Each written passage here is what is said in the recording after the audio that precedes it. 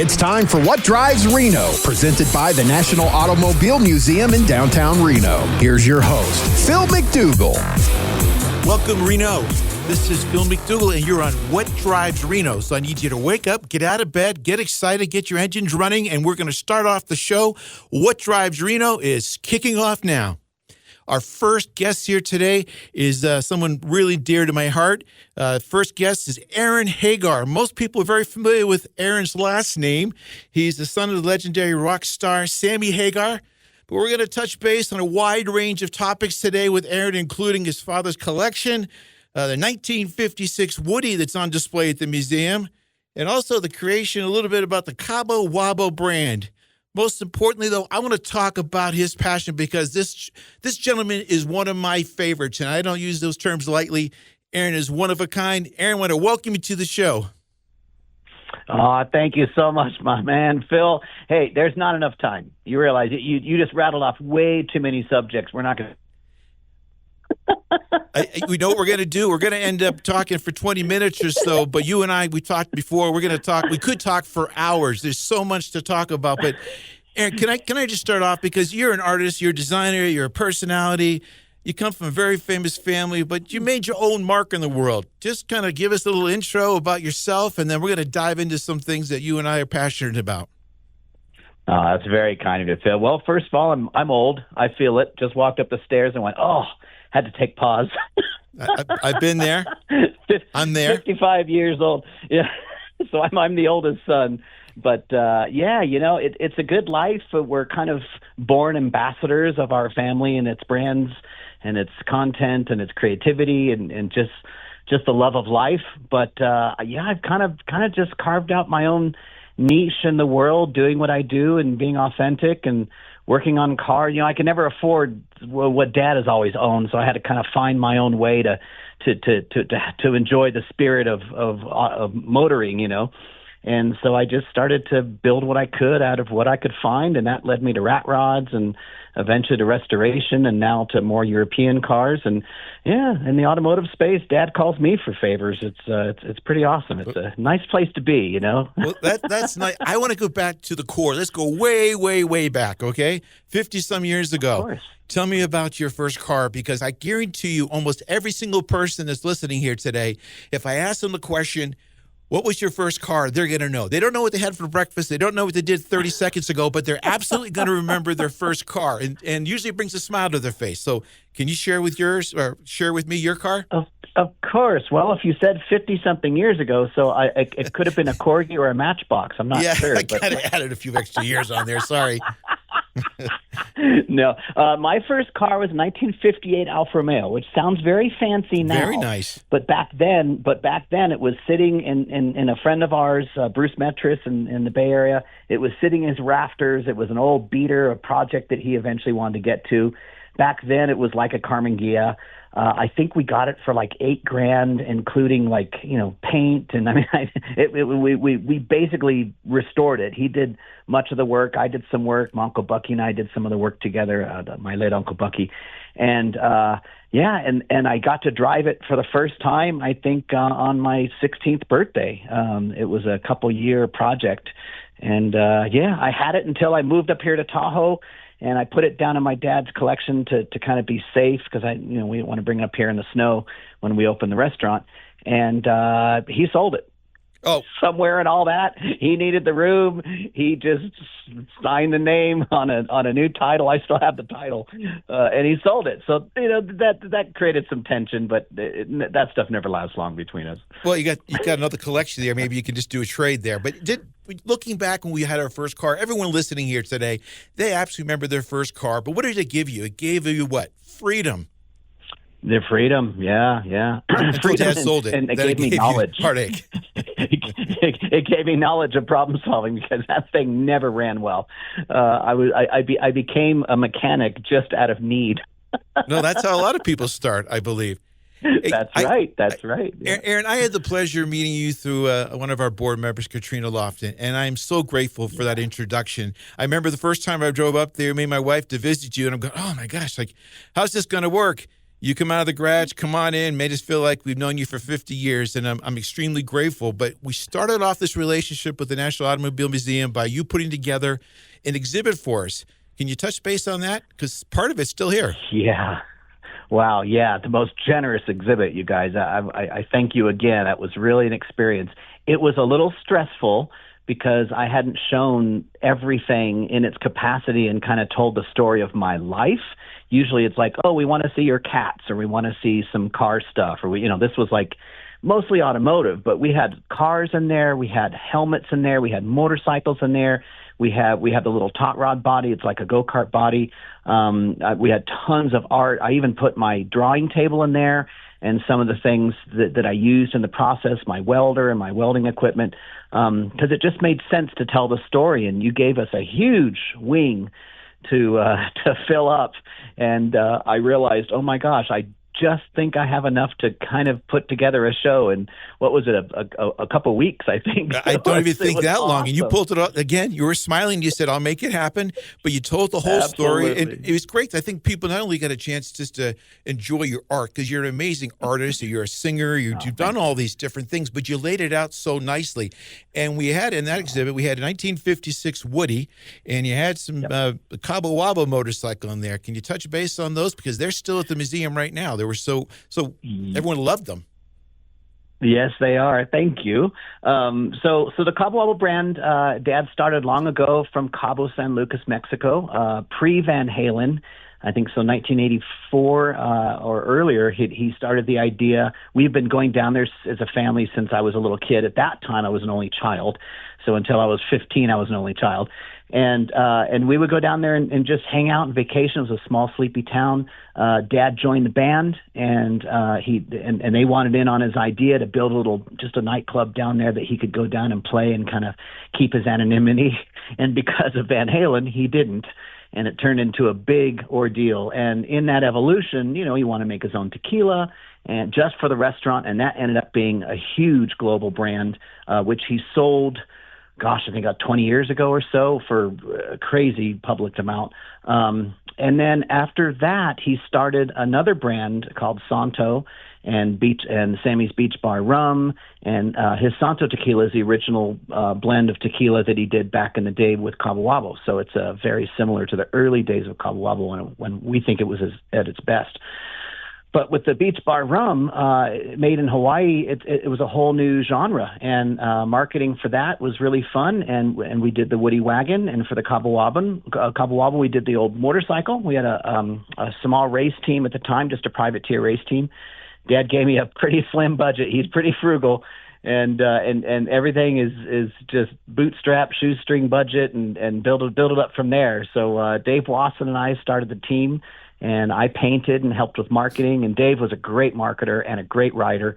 And even if he couldn't win the race, he would make sure he crossed the finish line doing a wheelie while the guys that won the race were crossing the finish line. So he really understood the marketing of the brand. It was a very flashy and it made a statement in all respects, and it was really fun. But the Woody Wagon was a cool project. Originally from Reno, it was found in I think a dry riverbed down there somewhere.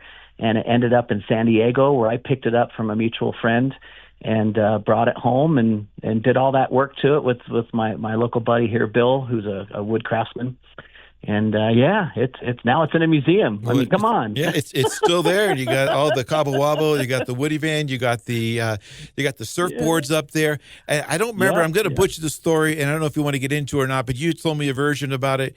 You went to your dad and you said, "Hey, if you give me this, this, and this, I can help get this thing going." And he says, "Well, I'm not going to give you this, this, and this, but I'm going to give you a motorcycle, some flyers, and something else." Is there any of that part? Yeah. Can I remember that right? He's always done it. Well, you're right on two counts. With the motorcycle, I think he gave us enough money to buy the bike at cost from the dealership at the time, Bob down at Salinas Motorcycle Center, I think, or Monterey. It was in Monterey. It was old. I got that wrong. It was a different motorcycle shop. But he sold us a bike and a couple spares, and it was up to us after that. And that's why that bike is littered with sponsors. I mean, there's more sponsor than paint. and all the gaps are duct tape, because I matched all the paint to available duct tape at the time because he crashed a lot. But we were privateers. When in doubt, duct tape goes a long way. When people come down to the museum, or they know that the brand Cabo Wabo, I mean, it's global now. Everyone knows that name, that brand. Yeah. I want them to come down. When they go down to the National Automobile Museum in Reno, they're going to go into Gallery 4. You're going to see the 1956 Woody. You're going to see the Cabo Wabo motorcycle, all the work and the stickers on that. But that's where it all began, right? That's where the Cabo Wabo brand began. That's where it all began. Well, it's nice too because it's evolved. You know, the Cabo Wabo was a family business, and Dad had some partners at the time and sold it. The Beach Bar Rum is a family business, and I think he partnered with another musician. And it's everything we do. We pretty much do ourselves. I mean, Mark Nigber in Hawaii, him and his family bottle it by hand. I mean, this is really boutique stuff. It's not something that's hugely mass produced, and it's not something that we commissioned from a larger manufacturer. Dad does everything from the ground up, and with his own time and his own money and his own effort. It's really cool. So the Beach Bar, Sammy's Beach Bar Rum Wagon, the Woody Wagon, that wood is vintage teak wood. It came from a 100-year-old piece of furniture that I dismantled, and my friend Bill and I deconstructed it and then reconstructed it as old tiki, like a tiki theme. So that is built on top of the body panels, unlike a Woody that would be part of the structure. So it's cosmetic. It's on the outside. We made it look like it's a 210 wagon. We made it look like an old Nomad, looks like a 3-door.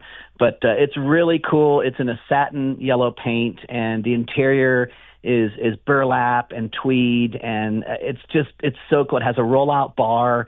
It's really authentic. I did all that work myself with just a small team of local talent, because I didn't want to paint the whole car myself, and so I had a local body shop do that. And Bill and I worked on the wood because I didn't know what I was doing. I'm not a wood craftsman, so Bill really helped me with that in the beginning, and then he had another job, so it was up to me to finish it. But Dad gave me a month.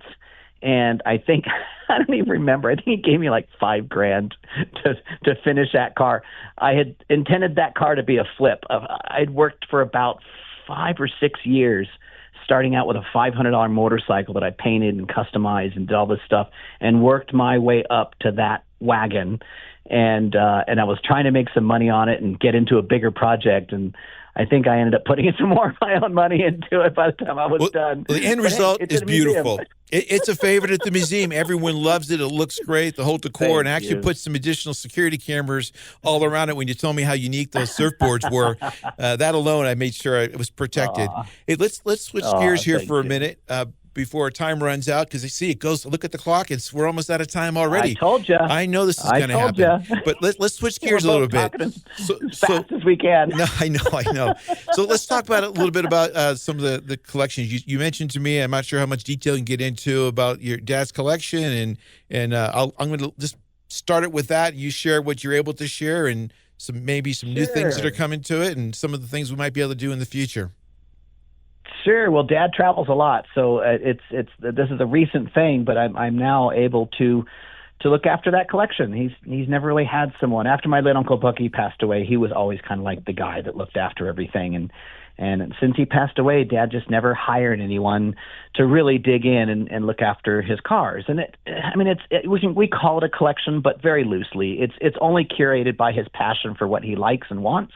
It's not because, this is valuable, so I need to own one, or, I got to show this off, so I bought it. I mean, he buys them because he wants to experience them. And a lot of Ferraris. He's got a little 289 Cobra, Ford GT.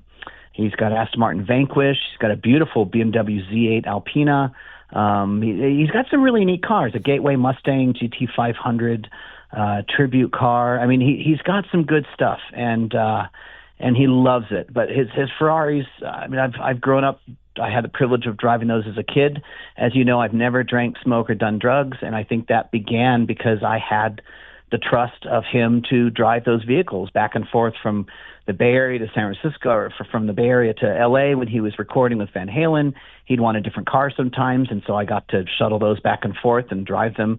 And that was a real special privilege. And now I kind of get to do that again, but more for his trust and enjoyment than mine. I mean, of course I enjoy it, but it's stressful because all I want to do is make sure that they're perfect for him, so it doesn't diminish his experience like it has having flat tires or dead batteries or old gas. I mean, one car, the Mustang, hadn't been driven since 1995. That's a shame. And tires are 30 years old, and some of this stuff is just sitting. So everything now runs and drives. I'm after tires at the moment.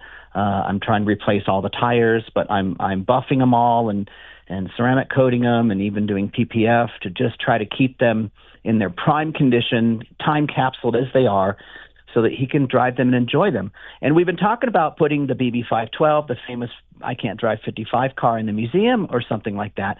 But they would have to be short-term shows because cars like that need to be driven. Wait a that's minute. part of the problem. Yes. Can I say that? Yes. Let's try it again. Yes. Well, I guess taking it out every 2 weeks and driving it isn't going to be a problem for Phil. No, I will sacrifice. I would do anything I can to support you in that effort. You can just bring them all up, maybe 2 weeks at a span, and I promise that I will take good care of them all. Starting with the 55. Well, now that I'm doing this, I have so many questions for you on how you keep all those things healthy, because, like with the BB512, it's a flat boxer 12-cylinder. It's not a V12 like the rest of them. So the timing belts are very different, and they're more of a serpentine belt, and they harden in many places instead of the traditional serpentine belt, which hardens in fewer places. So there's so much more to go wrong in that car, and to pull that motor and rebuild it is a very expensive endeavor. So the care of these things, to not only curate them, but to be a steward of them, is quite a responsibility. And my hat goes off to you and your team there, because those cars look immaculate, and I'm sure it takes a handful of people to keep them all in good working order. It does. But let me give them a plug, because people don't realize our work is done with volunteers.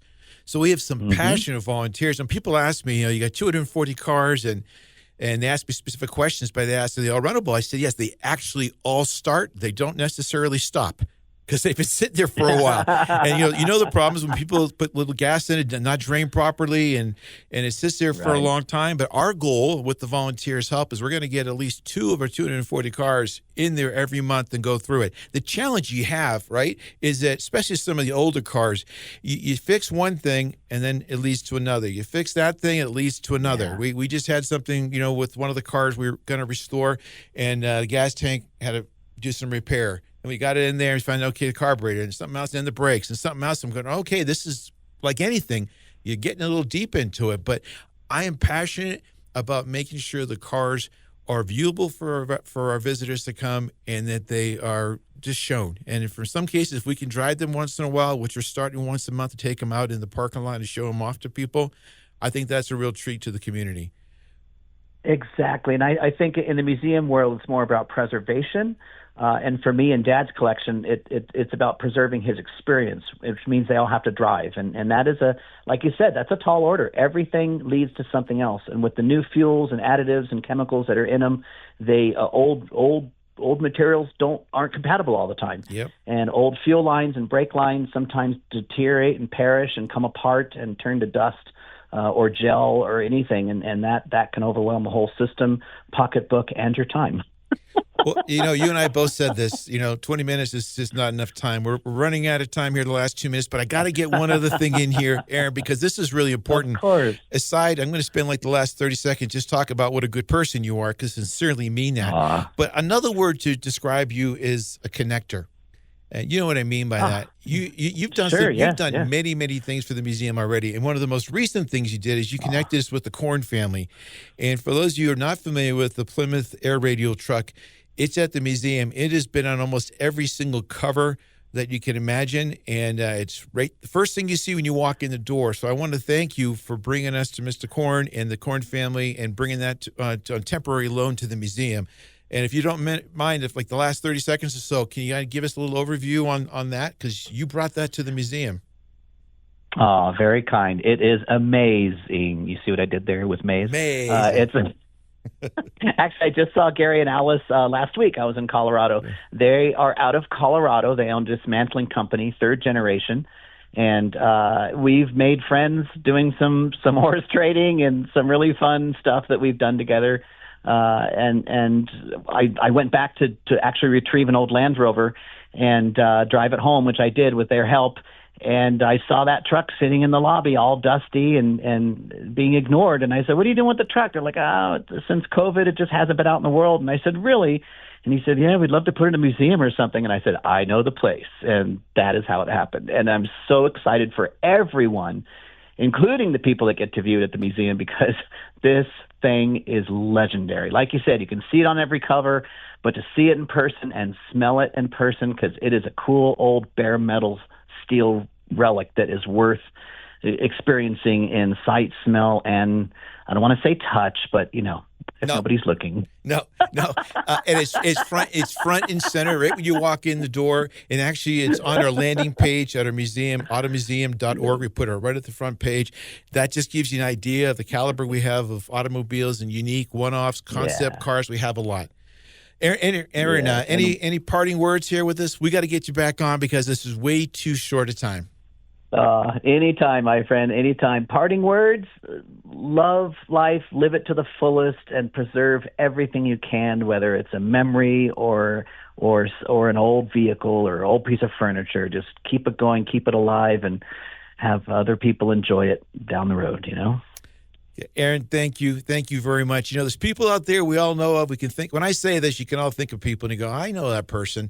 When the camera's on, they're one thing. When the camera's off, they're a different person. There's people that pretend you're friends. There's people who are really your true friends. Aaron, you're the top of the heap there, man. I mean, you are amazing. Thank you. You're the real deal. You're a connector. You live life to the fullest. And I thank you very much for your friendship. And thanks for taking the time to join us today. 100% mutual, my friend. Love you, buddy. We'll be back with more What Drives Reno on 1060 AM KFOY, Radio for America. Looking for a venue for your next event? The National Automobile Museum can host any event in a variety of venues to choose from. Have an awards ceremony in the 157-seat theater or select one of several themed galleries for a business luncheon or banquet. Guests will love the 16,000-square-foot Riverside Pavilion, complete with outdoor bar, heaters, and fire pits. Everything you need, including chairs, linens, staging, and AV equipment, are also available. Go to automuseum.org for details. We're back with more What Drives Reno, presented by the National Automobile Museum in downtown Reno. And now here's your host, Phil McDougall. Hey everybody, welcome Reno. We are back at What Drives Reno. I'm excited because we have our next guest here today. He is the man, the myth, the legend.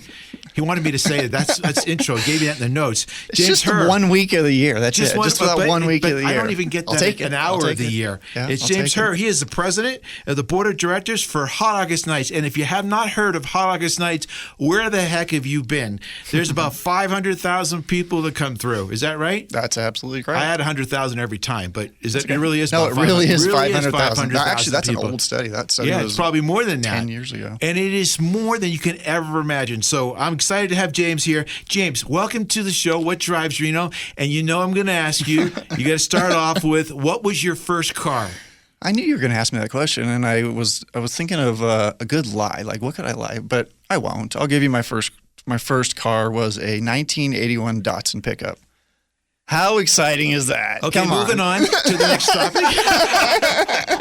No, but actually, we had Aaron Hagar on a minute ago. Yeah. He had like an Alfa Romeo. What did he have? Alfa Romeo. He did have that. 55. And I've had people come on. This is, I had a Mercedes and I had a Jaguar. I had a little Ford Pinto. I'm back in Boston. Still and cooler I was than happy. a Datsun. I mean, come on. We're in the same world. 1981 Datsun pickup. It was cool. It was pickup. It was a pickup. But I'm from Boston originally, and mine, literally, not exaggerating, you could see the ground because it was totally rusted through, and I didn't care because it gave me freedom. Oh, no, I had chrome wheels, dude. It was cool. It was 1986. It was cool. So I'm still at the bottom, and yours is rising up quickly. All right, so James, let's get into it because this is exciting. It is literally right around the corner. I'm very happy that you came and joined us here today because this is, what do you consider this? The bottom of the eighth inning? Is it 11th hour, man. 11th hour, and you guys are going strong. You have an amazing organization. You have amazing volunteers.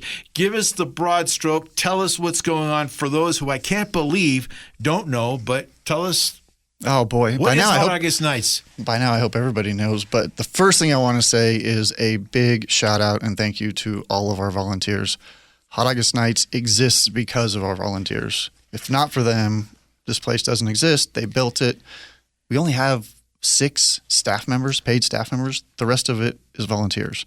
So I just want to say thank you to them. I show my appreciation to them. They created it. They run it. It's all volunteers. They're amazing. Oh my gosh. I can't say enough. I've been going just the last few years, and I'm not exaggerating. People do the math right then. 500,000 plus people. Mm-hmm. How many full-time staff? 5. 5 full-time staff. That's it. Should be like a little sound effect that goes with that. and then after that, you got the volunteers, which are amazing. And one of the things that I had no idea, I got to give you guys props on all angles, because the museum, we'll have events there 4 out of 7 nights, and they range from birthday parties to big celebrations. But when I went to yours and I realized the scope of so many different locations, from the drag racing to the stages all over the place, I don't know how in the world you guys do it all. Yeah, I don't either. I mean, it's with those volunteers, but yeah, I talk to folks all the time. It's their first event. They had no idea the scope, the scale. This thing takes over the whole town. It's in every nook and cranny of this whole town, and it just continues to get better. I mean, we're really focused on the quality event, but it gets better every year. Yeah. I love going to it. For those people who aren't, again, can't understand where you're from, but you must have just moved in here from outer space or something, if you haven't heard about Hot August Nights, give us just a broad scope of what's involved, because there's entertainment, there's car shows, there's swap meet. Tell people what it entails. Sure. They're going to be surprised. Yeah, so this year, I mean, there's a lot of changes this year. The big change is, there's 2 big changes this year. We moved from the GSR, great partners, been with them forever, but they're going under a major remodel. So we had to move this year, and we went back to our roots. We went back to the University of Nevada, Reno, or as us locals call it, UNR. So we're back to our roots. That's where Hot August Nights started, at the Convention Center and at UNR. So our main venue is going to be at the university this year. The other big change is we're a 10-day event now. We were just 5 days, 6 days before. Now we have 2 full weekends. We have an opening weekend. We have events going on all opening weekend. And then the main event that everybody's used to, and that is just about every main casino hotel in town has some sort of concert, show and shine. You have the drag races at the Nugget. You have a swap meet at the J Resort. You have Big Boy's Toy Store, downtown Reno. Cruises every night, a parade at the end, a grand finale at the convention center.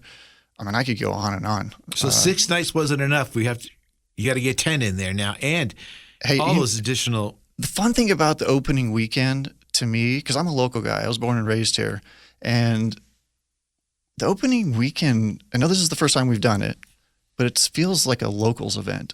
It really feels like we're going back to our roots, and it's going to be smaller. We're going to have smaller venues, but it's just going to feels more intimate. I guess maybe that might be how to say it. But there's only 5 venues that opening weekend. We've got, I knew I was going to try to remember something today. Bonanza, Summit Racing Equipment, Victorian, Virginia City. I knew I was going to miss that 5th one. I'll think of it. Okay. J Resort. That's our 5th one. So it's just, we've got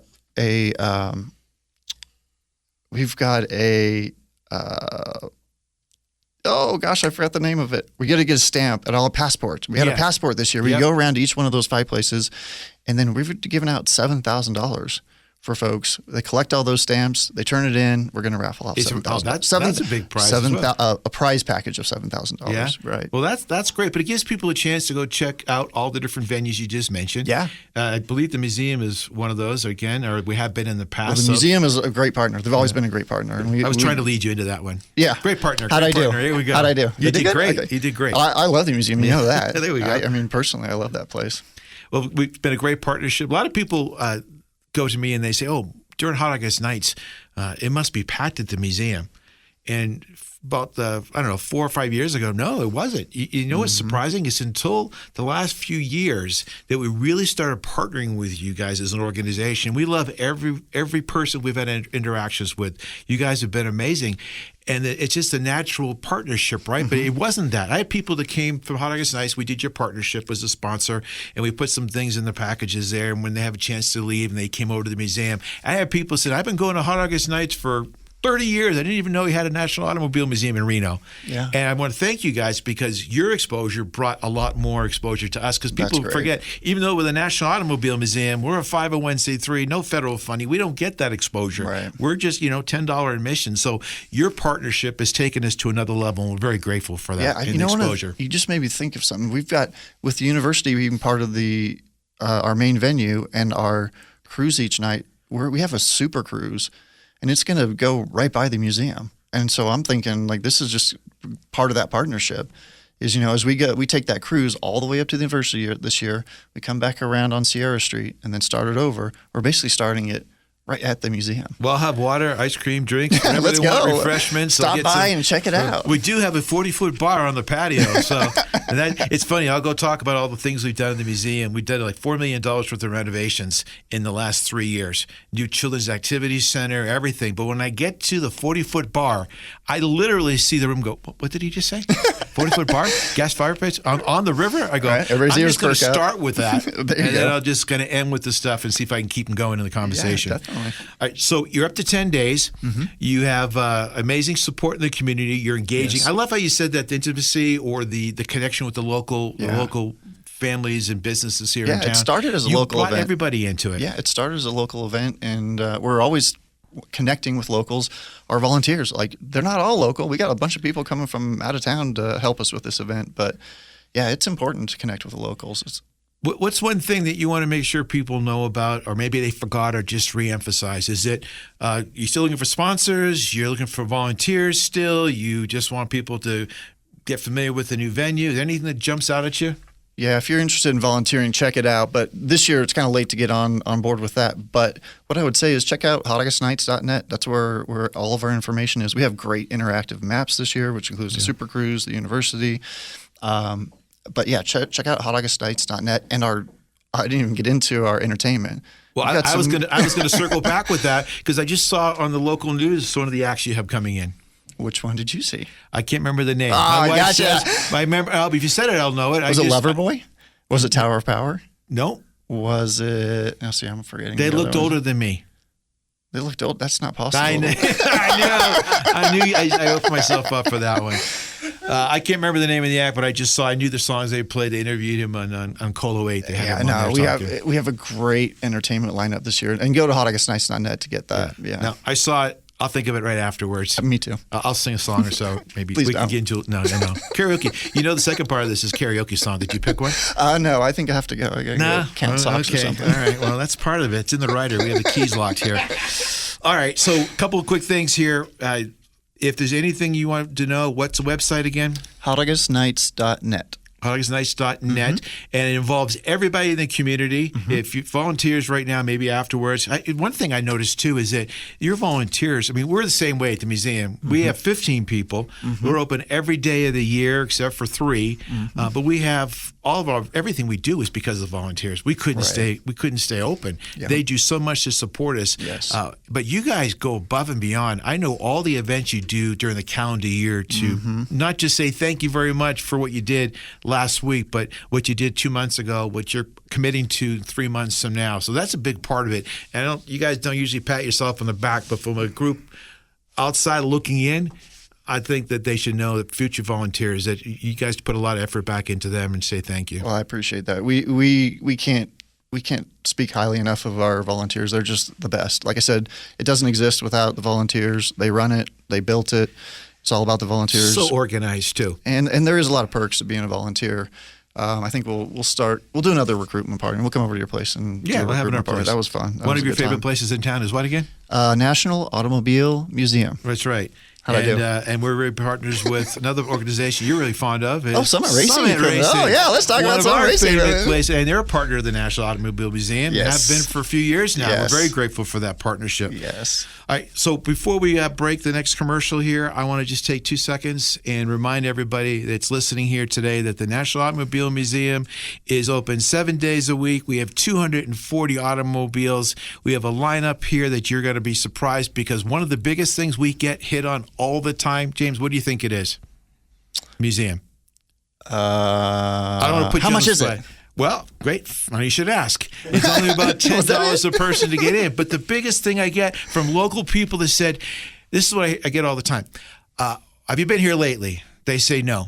Last time they were at the museum was their prom or their fourth grade field trip. And I go, oh, there's always one person that says that. I go, it's not possible. But every single time, we change exhibits every 60 days now. Wow. So people are shocked. So we had all the Fast and Furious cars that were in here from the movie. Mm-hmm. We have a hot rod exhibit, and we perfectly timed that to come in this week. They're all the champions. They came up from all over the world. They're all in our collection right now for the next month. So people in Hot August Nights, if you got to step away for a little bit, get some air conditioning and come visit us. But not only that, we have a children's activity center and a full educational program. And yes, what's the thing that everyone likes the most? 40-foot bar that's in the patio for your events and your outdoor activities. I was going to say Night Rider, but... Night Rider, yeah, that's a popular one too. That'll be back. That's my favorite one. James, thank you very much for coming on the show with us today. I appreciate it. Best of luck. And one last time, the website for people to learn more? hotaugustnights.net. Great. Thank you. We'll be back in a minute. We'll be back with more What Drives Reno on 1060 AM KFOY, Radio for America.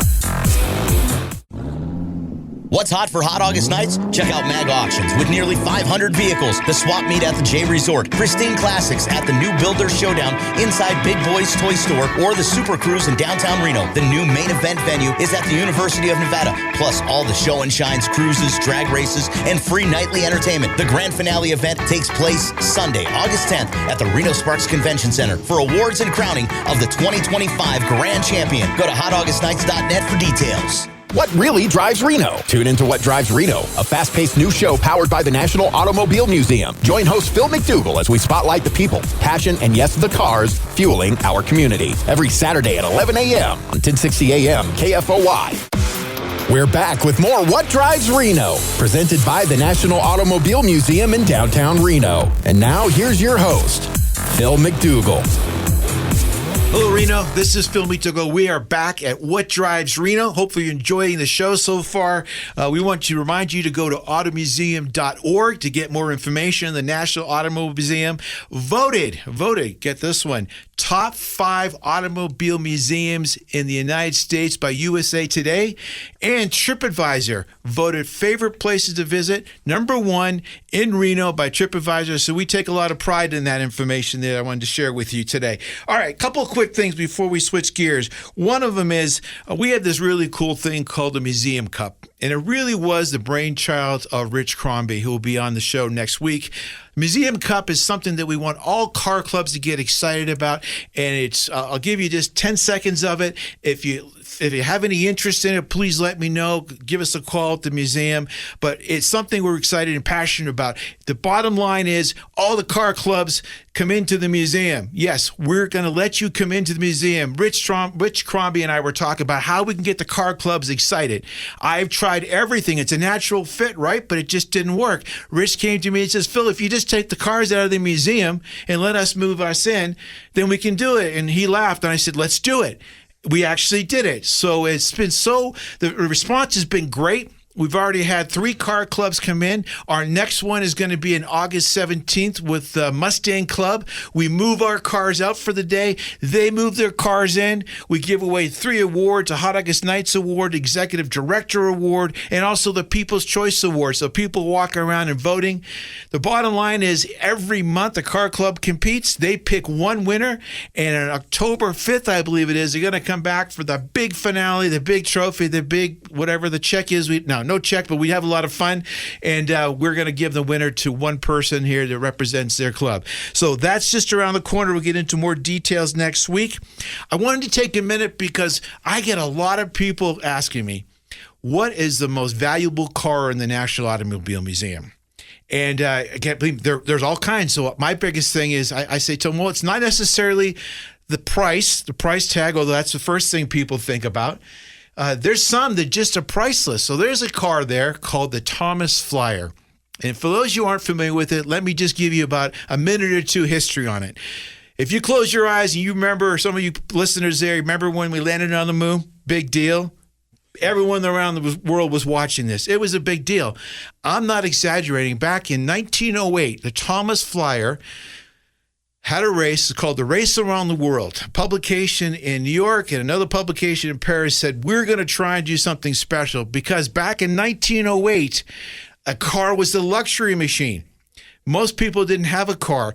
And to give you another little fun fact, most people made only $600 a year. $600 a year. When a car like the Thomas Flyer cost $3,750, let me put that in perspective. That's like $126,000 a year right now. But when an average person made $600 a year and the car cost $3,700, believe me, that's a big discrepancy. You eat, you have a car, you have a choice. You don't have both. It was more of a rich man's car and not reliable. So the powers to be said, we're going to do this big campaign to show how the cars are really reliable. They can not only do it, but they can go in the wintertime. The three countries got together and they said, we're going to have this race. It's going to start in New York. About 450,000 people got together. They started at Times Square, went all the way around the world, ended in Paris. So the cool thing is a bunch of countries got together, and I'm going to give you short terms here. Those countries were Italy, Germany, France, the United States, and they said, we're going to have a race around the world, and they did it. And they remember back then, there's no roads, there's no gas stations, there's nobody. And they're racing around the world for bragging rights. And in fact, the Thomas Flyer, the driver who made it all the way around the world, he got a phone call, or not a phone call back then. They didn't have they got a message that he needed to be in New York City the next morning because he was going to be on a car and race around the world. He had no notice at all. So it was a big deal back then, similar to landing on the moon. So we have that car. That long story I just told you, I should have cut it in half, but we have that car. Now, most people walk in, especially my age, and they look at it, they say, oh, that's the Clampetts. Where's Ellie Mae or Grandpa or whoever it is? It looks kind of like the Clampetts car, the Beverly Hillbillies. It's not. It's probably one of the most, if not the most valuable car in our whole collection. So cut to part two now. I got a phone call from Jay Leno's garage. Everyone knows Jay Leno. He is an amazing man. And we had the pleasure in the last 3 years to do 3 shows with him. He invited me down there to take the Thomas Flyer down, and we actually drove it around. So my hope is I'm going to get Jay on one of the shows in the near future to talk about that. I'm just going to tell you a couple of quick things about that experience that we went down there. We drove the car. I told Jay, quick thing. I said, Jay, and I learned never to do this again.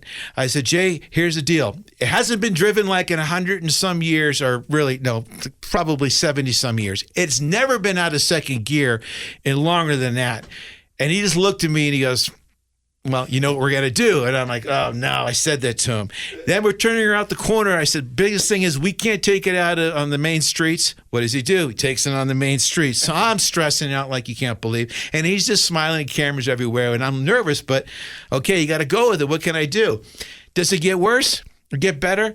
We make a left-hand turn. Guess where we're at? Only Jay Leno. We're going to go on the Burbank Airport. So we turn in a car that was built in 1907 that hasn't been out of second gear. We turn and go on the Burbank Airport. And we're driving around with cameras, and I'm doing my best to keep a straight face. Once again, I made the mistake twice. I'll never make this. And I reminded him that has never been out of second gear. And he goes, well, it's got to be out of second gear now. So what can I do? There's cameras, there's jets flying off. And literally, we're going one way in about 100 feet. And I'm not exaggerating. There is a jet taking off, going the opposite direction. And they see Jay, and they give the 2 thumbs up as they're taking off. And we're literally going by them. And he's just, not a care in the world. He went second gear. He went third gear. He went fourth gear. He had it going up to, I don't know what we're going. I was nervous, but we're going to talk about that story and so much more. But it's a classic car. Well, people ask me, what is the most valuable car? It is a Thomas Flyer. Won the race around the world, 1908. Teddy Roosevelt sat in that car. That's my claim to fame. We sat there in that. And we have a lot of amazing cars. We have Frank Sinatra's Ghia there. We have John Wayne's convertible there, 53 convertible, the first convertible to ever be on the West Coast. Elvis Presley's car. I don't know if we got any Elvis Presley fans out there, but I am a huge Elvis Presley fan. And another quick story is I heard that there was some things in the trunk. I was personal friends with a guy named Joe Esposito. For those who are Elvis fans, you know that Joe Esposito was the one who found Elvis when he passed away, and he was his best man at his wedding. I'd heard a story that there was some things that were in the trunk. My first 2 weeks here, I looked everywhere for some of these things. We found a box. We opened the box, and guess what we found? Elvis's will, Elvis's original black belt certificate, Elvis's personalized white and red karate outfit. It's not the right word, karate. I forget what it's called. All with his name on it, a little blood drop there. His personal photos. So there's something every single day we're finding there, and that's still in the museum. We got the Tucker car there. We have so many cool stories to share with you. People forget. We have the Formula One cars. We have the NASCARs, Paul Newman's race cars there, who are owned by Adam McCrolla. But we got a lot of cool things. So I'm going to remind you that we've got a lot of cool things in the museum. Ask you to come down and check it out. But I was skimming through some things. And Terry, do you mind if you just join me here? Yeah, absolutely. Just share a couple of things. I just thought these were interesting facts. And maybe we kind of go play off of some of these a little bit. Some of these are they're a little sad and a little discouraging, but do you know that 90% of the drivers admit to singing in the cars? Oh, yeah. Yeah, 100%. Easily. Yeah, easily. easy. And we all sound great. Always. And do you ever get those moments when you're just really rocking out and you turn around and you realize that cars on both sides of you are just getting Someone's looking. Cell phones watching you? Do you realize that, now this is actually kind of depressing, the average American spends nearly 2 weeks of their life sitting at red lights? I believe, especially here in Reno. I believe that, especially. Yeah, and I know that, and they're long. Yeah. The lights are long here. Next one.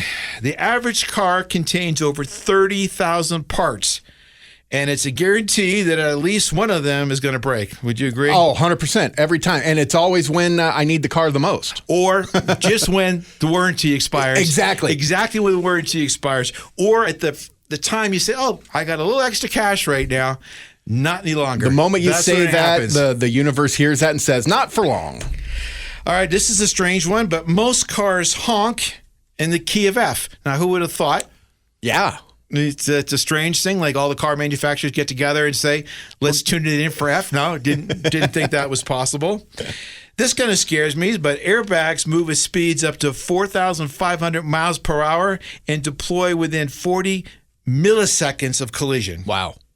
I believe it because I've been in a crash where I didn't even realize what had happened, and all of a sudden my airbag's deflated, and I'm looking at it going, what just happened? You know, it's so fast. You can't.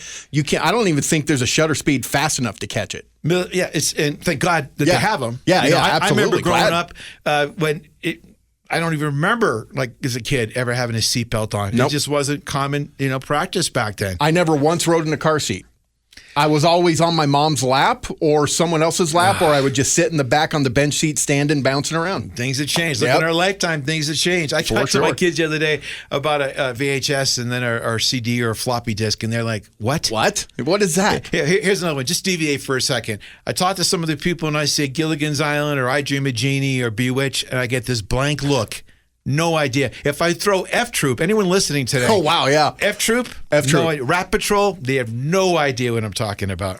Wow. Yeah, I can see that. I'm of a certain age, so I remember all those.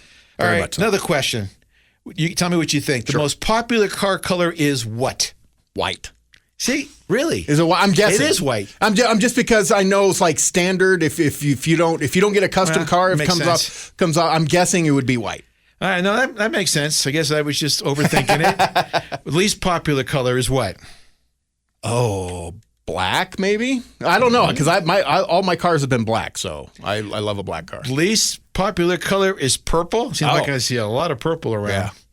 All right, so here's an interesting fact. The first speeding ticket was issued in 1904. Long time ago, 1904. Wow. Let me just put that in perspective. The Model T, 1907 or so.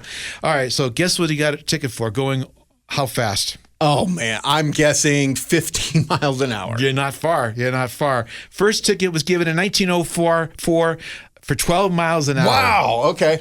Yeah. First radio was introduced in what year? In the car, right? In the car. I'm going to guess the 50s, somewhere, 55. No, this shocks me. Really? No, way before that. Wow, okay. So I don't know if this was, what? Want to go take another guess? 46. Now, this got to be a typo. I'm going to have to look it up. I'm going to go to my my analyst here. It says first car radio was introduced in 1929. Wow, okay. You know what? I would actually believe that. Let's see what you're going to check my 1929. Facts? It was 1929. Yeah. I thought I'm going to call a friend. Is that what that TV show, Call a Friend? Yeah, Motorola built it.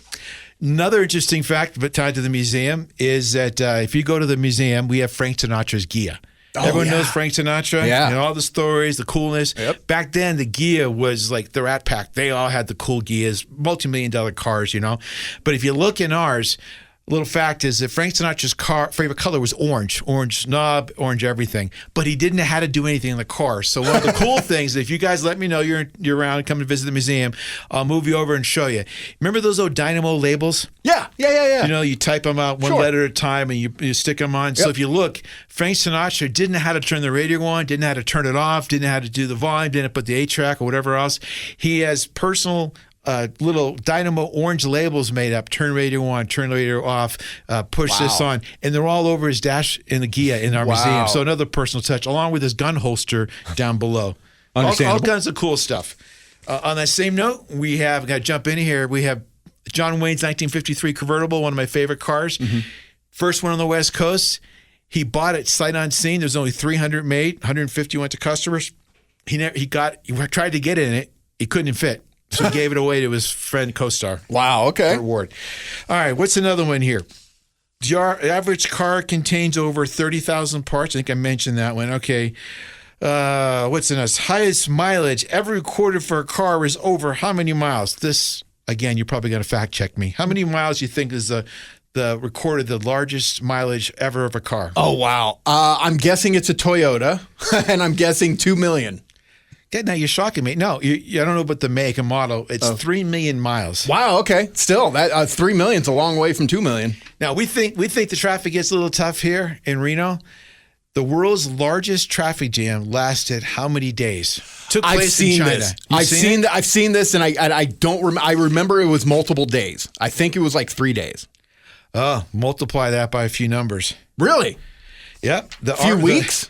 It was 12 days. The largest traffic jam. So we're sitting there on 80 or down Pyramid in my case, and I'm going, oh my gosh, that light was 30 seconds. It could be a heck of a lot worse, right? Man, yeah. It could be a lot worse. So those are some interesting things, right? That's the great. Juices flowing. Oh, yeah. Before we wrap up, I want to thank everybody that was here today. I want to thank our good friend James Herr, the president of the Hot August Nights board. I want to thank good friend Aaron Hagar, and his great story. I think we got to get Aaron back. What do you think? Yes, absolutely. He needs to be he needs to be a regular. And he's got such a wealth of information, and he's the real deal. Yeah. I talked about people on off camera. Boy, he's the same guy, just the nicest people in the world, and he has had an amazing life, but very humble. Yeah, very humble man. He seemed like you can always tell, and he was very very good dude. All right, so I'm going to wrap up by just reminding everybody about, if you haven't been there to the National Automobile Museum, you're all going to what? Come. You're going to come and check it out. All right. We do not get funding from the state. Even though we're the National Automobile Museum, we are a pride and joy of this area. So we really could use your support.